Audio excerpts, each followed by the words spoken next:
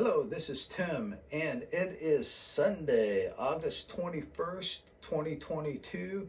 This week's blog post is about change, and I wander around a bit. I wonder what is happening, what kind of change we're going through, whether it's just little bits of change or whether we're in for the big change, the big paradigm shift. And the thought occurred to me, in many ways, what we are being told, the narrative or our own narrative of how we view ourselves and our reality and what comes to be, what is our history, is really a story, our narrative. And there's also narratives about innovation, so I refer to that. There's a little part of that, and I think that's interesting because when you think about the adoption of a narrative or adoption of a new technology, there's phases for that. And in a sense, history is the story, but also history changes based on who won the war, based on new information, based on a new perspective. And so I was brought up that history is history, it's factual. Yes, there are factual events and things like that, but history is an interpretation, is a story. And I've always found that pretty interesting. And so I also, kind of give a nod to all that.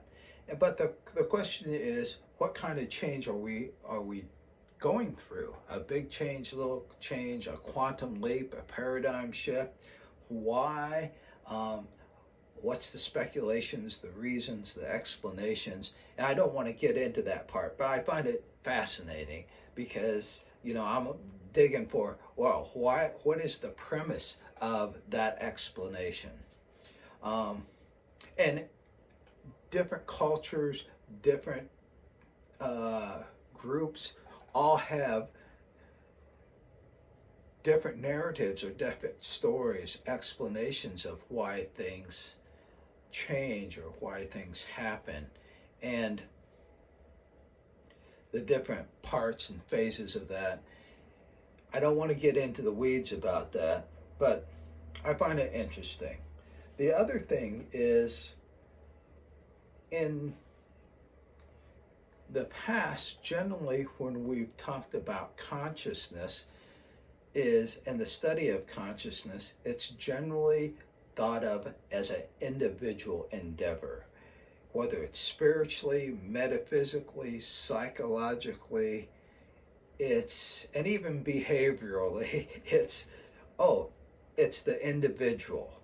And so when we think about change mentally and all this stuff, culturally, there's very little nod given to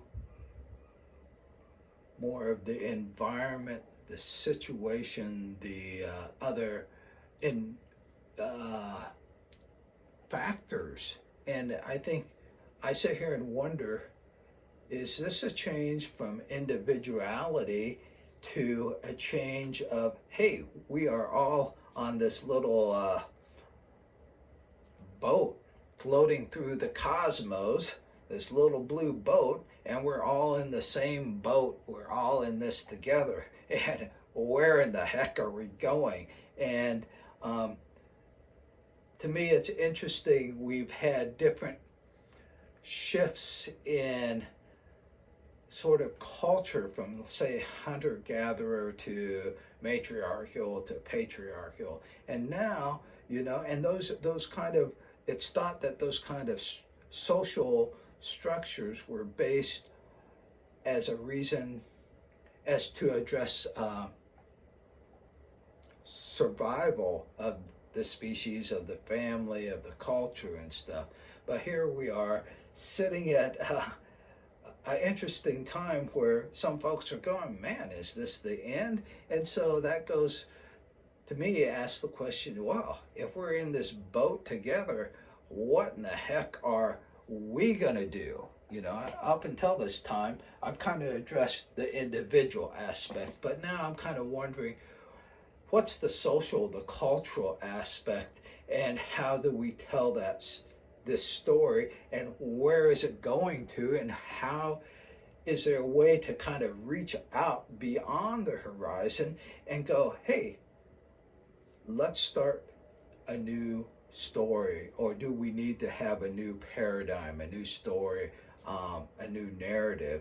And if that is the case, that how we tell and identify our experience, i.e., our story, is that going to affect our future, and is there implications for us surviving and making a new landing on a new shore, so to speak. So I realize I'm kind of wandering around this week on this video and in the blog, but I find it intensely interesting.